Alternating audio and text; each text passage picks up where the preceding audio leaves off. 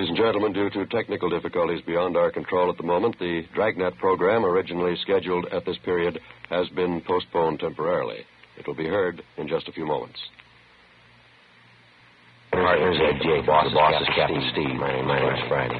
We were on the way out from the office. 10:38 a.m. when we got to Paris Avenue.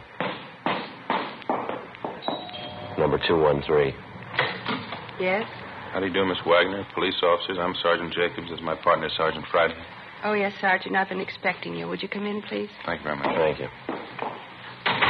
Hope you'll excuse the way the house looks, officers. Right in the middle of packing, getting ready to move. I understand. Try not to keep you, Miss Wagner. So much to do, making arrangements for Dorothy's funeral, the undertaker. Then all this moving business on top of it. I couldn't bear to stay here any longer, though. Yes, ma'am, we understand. We'll make it as brief as we can. I'd like to have you tell us about this trouble that your sister had, as much as you know about it, I mean. Plain out-and-out murder, in my opinion. Might just as well have taken a gun and killed her, no difference. You knew all about the relationship between your sister Dorothy and this man Reynolds, is that correct? Yes, right from the beginning. I was there when they met. Would you mind if I went ahead packing these few things here? My sister's things. I'd like to finish up before I leave. Have an appointment at noon, the mortuary. Surely, go right ahead. A few books, knickknacks, personal things of Dorothy's. Foolish woman. I gave her credit for more sense. Now, about this man Reynolds, Miss Wagner. I saw through him right from the start. I tried to tell Dorothy. He was a fortune hunter, money hungry. Of course, she wouldn't listen. She always knew better. Charles R. Reynolds. Is that the name you knew him by, ma'am? Yes, that's right. Dorothy and I met him one Sunday night in the hotel dining room. Two of us always had dinner at the hotel Sunday nights every Sunday. That's the hotel out on Wilshire you told us about? That's correct. It'll be exactly a month this coming Sunday. He came up to our table and introduced himself. Claimed he knew my father when he was alive. Dad owned some big packing plants in the East. He died 9 years ago, left the estate to Dorothy and me. I see. Would you have anything to add to the description that you gave us on Reynolds, Miss Wagner? I mean, can you think of anything unusual about him at all? Scars, peculiar mannerisms, anything like that? No, nothing special.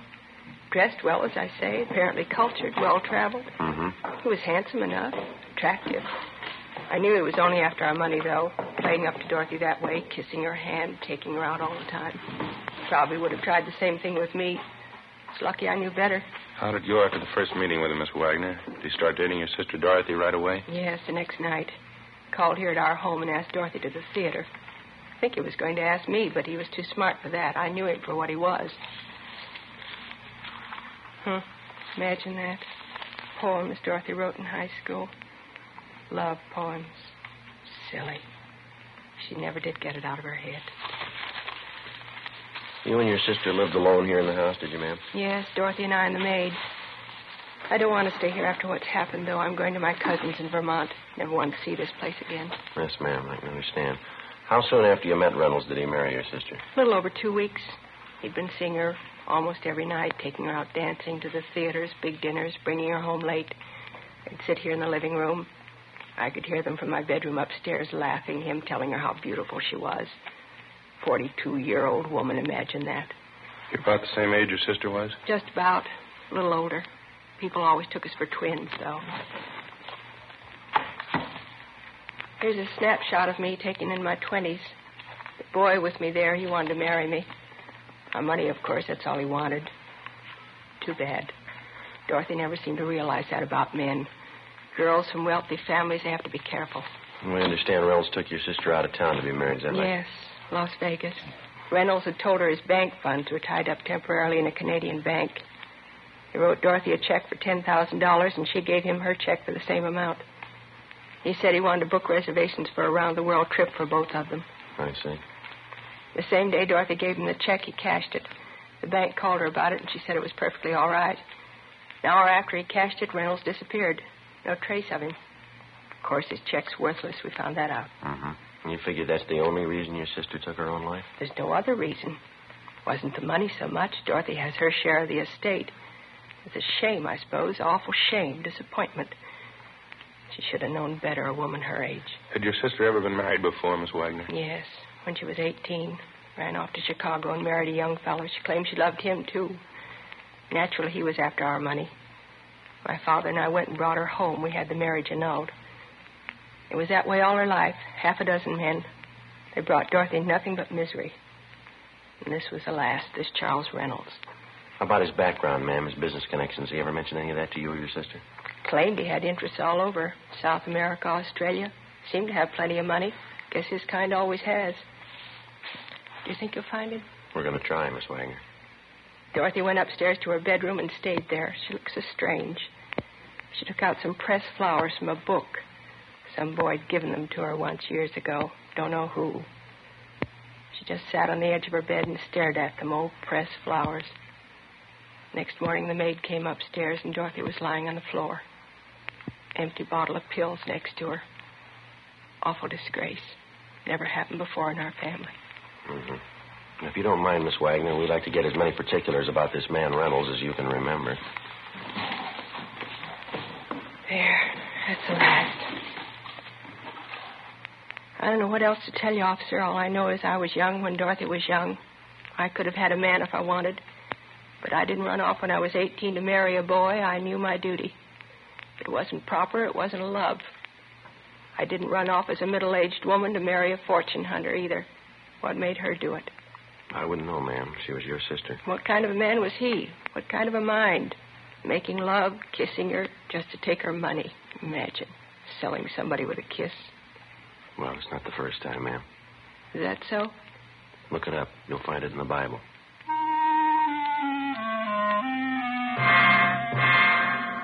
11:18 a.m.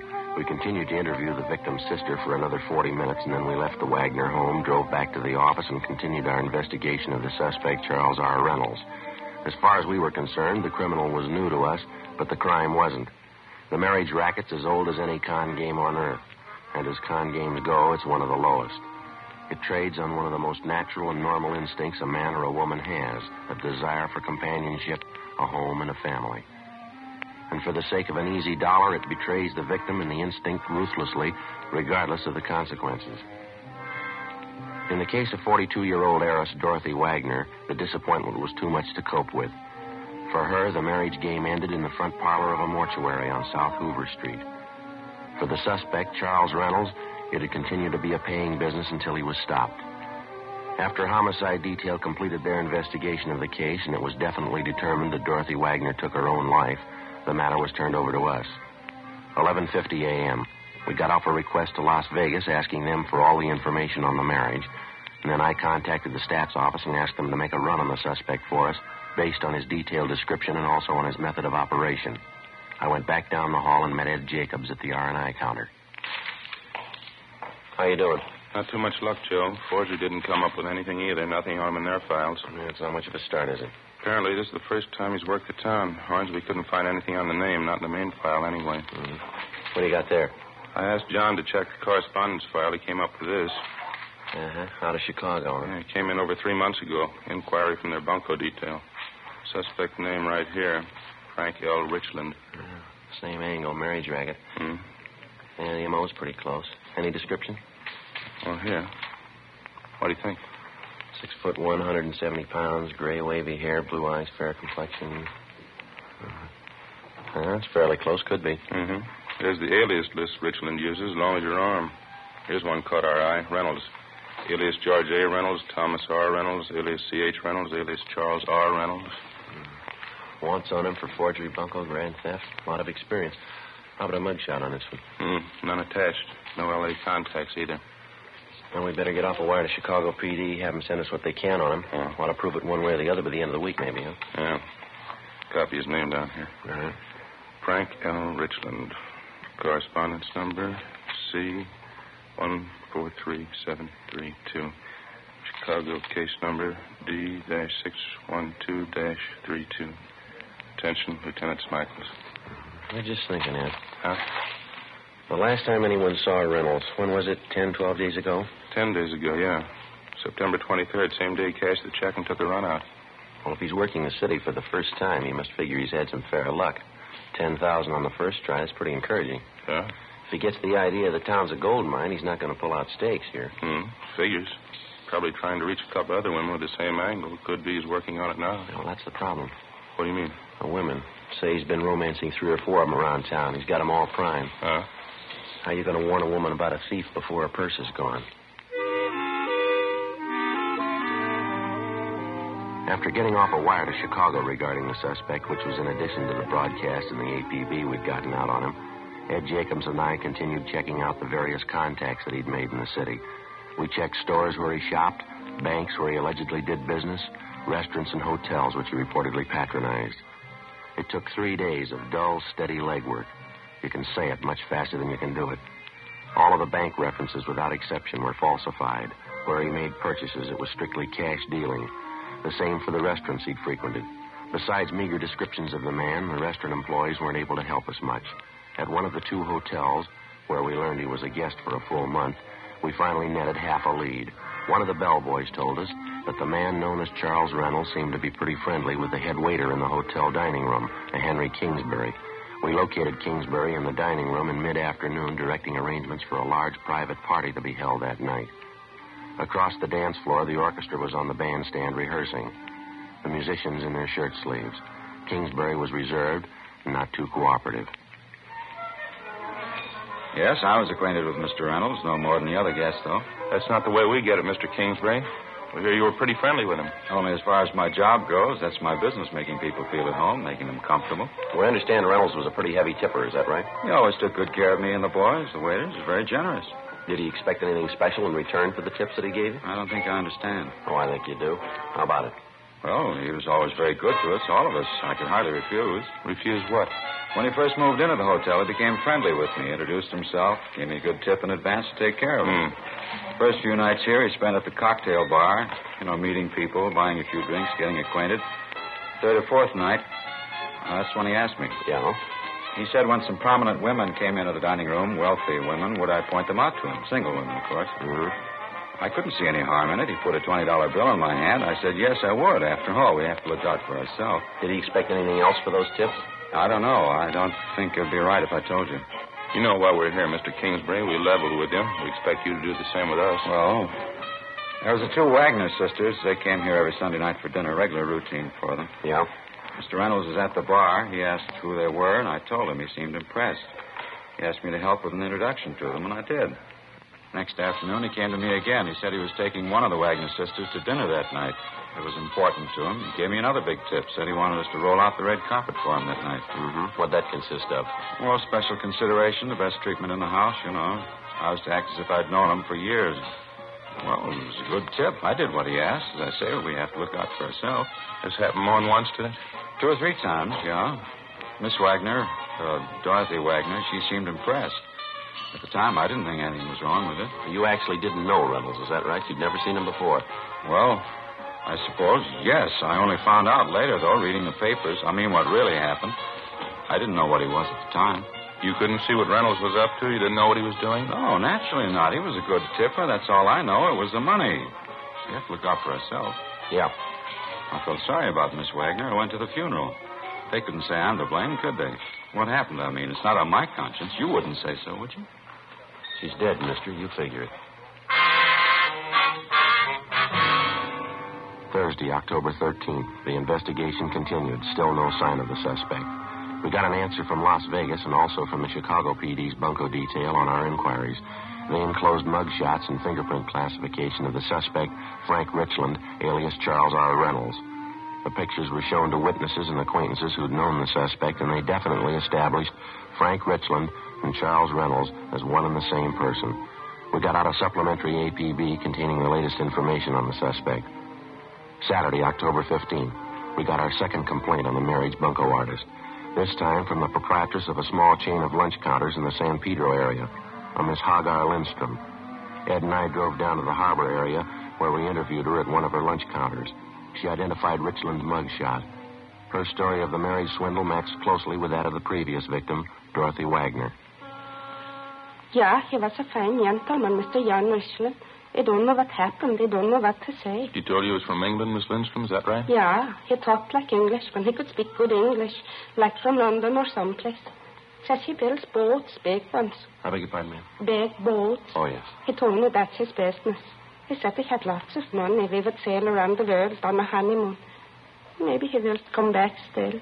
I hope so. I wouldn't count on that, Miss Lindstrom. Would you tell us this, please? How'd you happen to meet this man, Richland? At the hotel up the street, the big hotel. I can show it to you. The one on Jackson Street. Yes, ma'am. They seemed to know he was a rich man. Nice clothes he wore. He spent money a lot. When we got married, they spent lots of money. Where were you married, ma'am? We went down to Mexico. One weekend we went down there and we got married. It was romantic. Very nice. Even Lars liked it. Who's that, ma'am? Lars. That's him down the counter there. Lars, my brother. Oh, well, your brother went along with you when you got married, is that right? Lars and I go every place together. They don't do anything without Lars. Mr. Richland was nice about it. He doesn't seem to mind Lars. Just a minute, they call him. Lars? Huh? Lars? Lars and I run the business together. The soda fountains we have. It's a long time. We have work at it. Hard work. Yes, ma'am, guess so. We make good living. Not easy, though. That's why it was so bad. Mr. Richland, $3,000 it took. Ja, These are the police, Lars. They want to know about Mr. Richland. How do you do? How are you, sir? yeah, he was no good. When they find him, they hit him. Now, the $3,000 he got from you, ma'am, how did that work? I mean, did you give him the money, lend it to him? Just what was it? When we came back from Mexico from being married, Mr. Richland and me and Lars, he said he was waiting for money from his bank in New York. Mr. Richland said that. He wrote me a check for $3,000. I gave him our check for $3,000. Even Lars thought it was all right. Didn't you, Lars? Yeah, he was crazy. His check was no good. He beat him up, he punched him good. That's quite a bit of money, Mr. Lindstrom. What kind of a story did he give you? He would buy the tickets for a honeymoon trip. That's what he said. A long trip together. Romantic. Mr. Richland and me and Lars. He didn't mind Lars coming along either. Did he, Lars? No, he didn't mind. Now, this Richland disappeared right after he cashed your check, is that Yes, right? sir. He got the money and he was gone. 6 days ago. We never hurt him. I don't know why he did this to us. I thought he loved me. I thought he was my husband. Mm-hmm. We haven't seen or heard anything of him since he disappeared? Not me nor Lars. But maybe we know. That's why we call you officers. Yes, ma'am? We have this friend downtown, M. Svensson. He met Mr. Richland once when he was here. Mm-hmm. Svensson called Lars on the telephone. He said he saw Mr. Richland downtown, going into the hotel. Are you sure it was Richland? Yeah, he said he thought so. How long ago did you see him? Last night. We got on the phone right away and talked to the friend of the Lindstroms, James Swenson. He gave us the name and location of the downtown hotel where he thought he'd seen the suspect, Richland, the night before. Ed called the hotel and checked with the desk clerk. Yeah, that's right. Fairly tall, wavy gray hair, fair complexion. Might be registered as John Richland. That's right. Okay, we'll check with you later. Bye. Any luck? Guy registered as Harold Richland. Descriptions match. He's still there? Checked out this morning.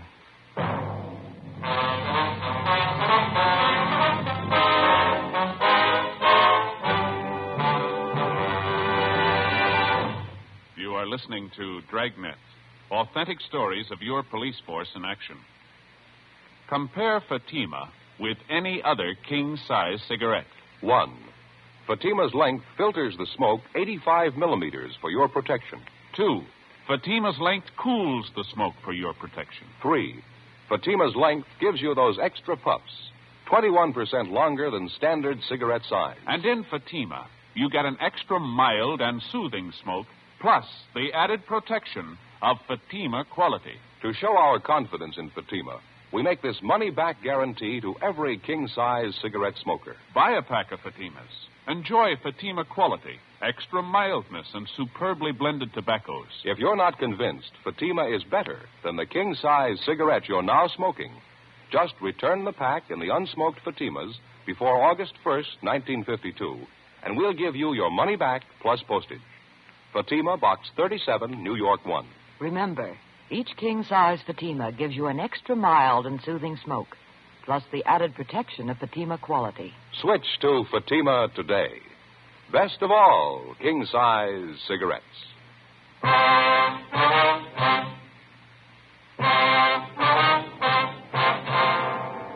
Saturday, October 15th, 2:30 p.m. Ed Jacobs and I drove back downtown to the hotel where the bunco suspect, Richland, supposedly had been staying. The desk clerk definitely identified his mugshot and told us that the man registered as Harold Richland had checked out a few minutes before 9 a.m. that morning. No forwarding address. We examined the room he'd been staying in, talked to the residents and the employees of the hotel, but we failed to come up with a single lead as to the suspect's whereabouts. During the week that followed, we received 3 different kickbacks on the all points we'd gotten out on Richland. We checked each one of them out, but they failed to materialize into anything. We stayed on it. October 19th, Wednesday, 7:50 a.m.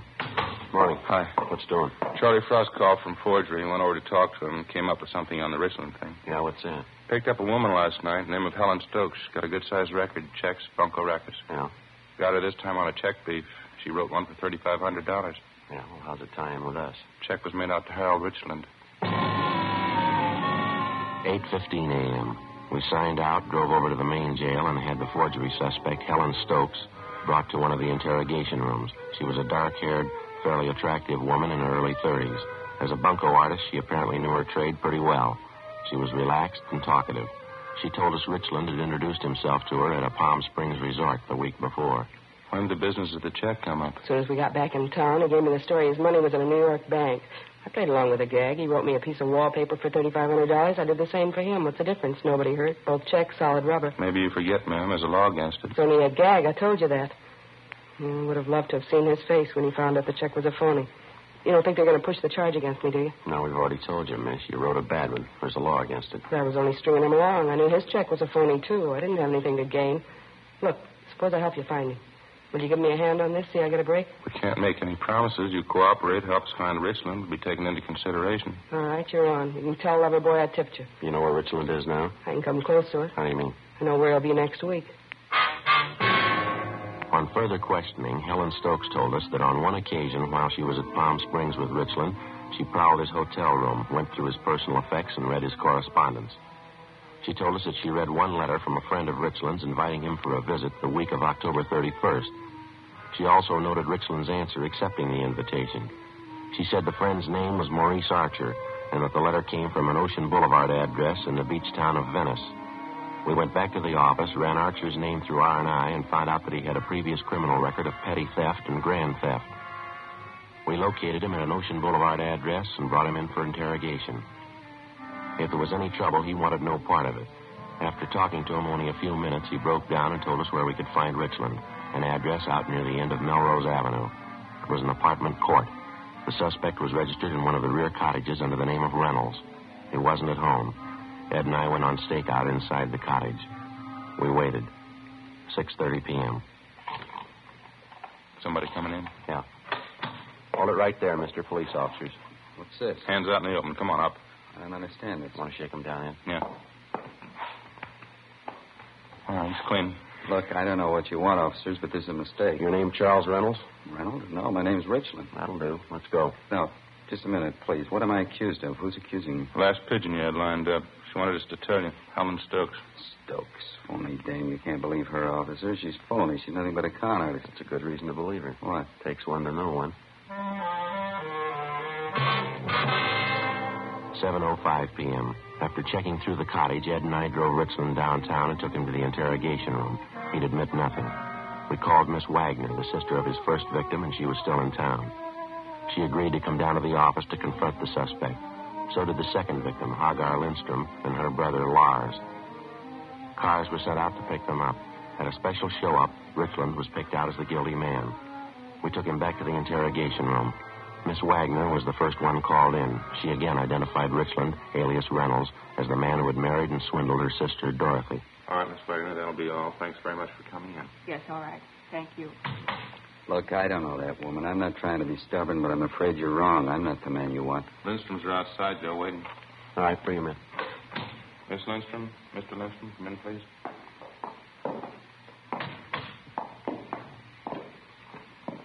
Miss Lindstrom? Mr. Lindstrom? Yeah, it's him. Yeah. I don't know you. I've never seen you before. You married me, John. You wanted to be my husband. You said that. Why did you want to hurt me? Sorry, I don't know her. You said for you and me and Lars to go on the boat, honeymoon around the world. You and me and Lars, you said all those things. Why did you want to hurt us? No, why? Is that enough for you? I don't know what they're talking about. He bait you up. Take it easy, Mr. Lindstrom. Lars. Lies. He said we all go around the world honeymoon. All right. Get him out of here, huh? Okay, Mr. Lindstrom, thanks. It's no good, Lars. Come. No, thief. Out this way, please. Yeah, find him, hit him. Thank you very much. There you Both of are. you. All right. All right, Richland, you ready to give us a statement? All right, I'll tell you. You can't blame me for that one. You wouldn't have gone through with that deal yourself. Nobody would have. What's wrong? A nice-looking girl. Sure, I don't mean that. What do you mean? A big clown, her brother Lars. Yeah? How'd you like to take that along on a honeymoon?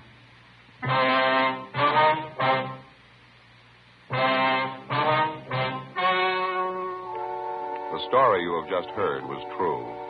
The names were changed to protect the innocent. On January 14th, trial was held in Superior Court, Department 88, City and County of Los Angeles, State of California. In a moment, the results of that trial. Now, here is our star, Jack Webb. Thank you, George Fenneman. Friends, the reason Fatima can make the money-back guarantee you heard earlier can be summed up in 2 words. Fatima quality. Just prove Fatima quality yourself. Just compare Fatima with any other king-size cigarette. Fatima's length filters the smoke 85 millimeters, cools the smoke, all for your protection. You get those extra puffs because Fatima is 21% longer than standard cigarette size. And Fatima gives you an extra mild and soothing smoke, plus the added protection of Fatima quality. Prove it today. Buy Fatima.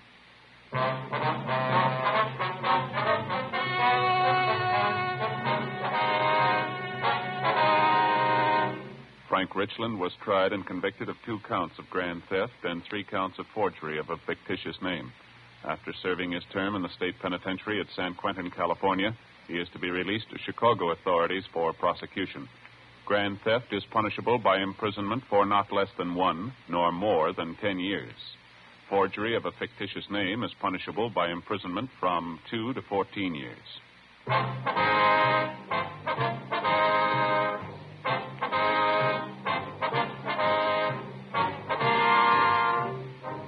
You have just heard Dragnet, a series of authentic cases from official files.